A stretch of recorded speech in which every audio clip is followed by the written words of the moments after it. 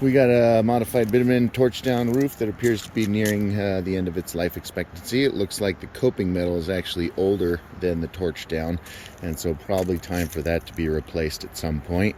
You can tell that each of the nail holes has been resealed several times trying to repair leaks throughout the years.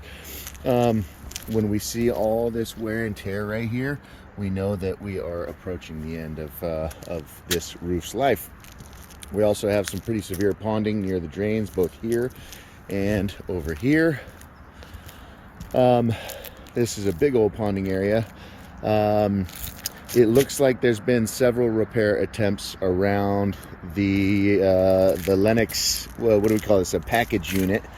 And there shouldn't be any holes underneath the roof underneath this unit, but there should be a big hole into the roof right there, where the ducting comes in and out for both supply and return. Oh boy, this is a tough one. So yeah, it looks like several repair attempts. The problem with these package units is to actually get them out of the way, you need a crane. And that's not ideal except for when we are replacing these package units. So the problem I see with one of the repair attempts is I don't think enough heat was used when these strips of torch down were put in place. And so I think the seams are bad on the torch down, and then they went back with a coating over the top of the torch down, but coating does not work when the seams are bad and have failed, unfortunately.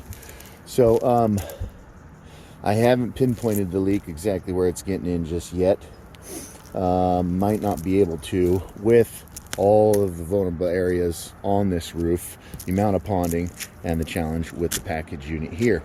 Next door, we've got a much newer torch down roof.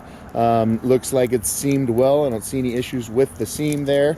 And the waterproofing around each of those feet looks okay. They did skimp out a little bit on the material that goes in that little curb thing. If we go over to the next home, we see a massive pond right there. And actually they've got a tarp or plastic over their house there. And unfortunately, plastic and tarps don't work very well on flat roofs. And then the next two homes, that white product is called TPO, and that's a product we highly suggest.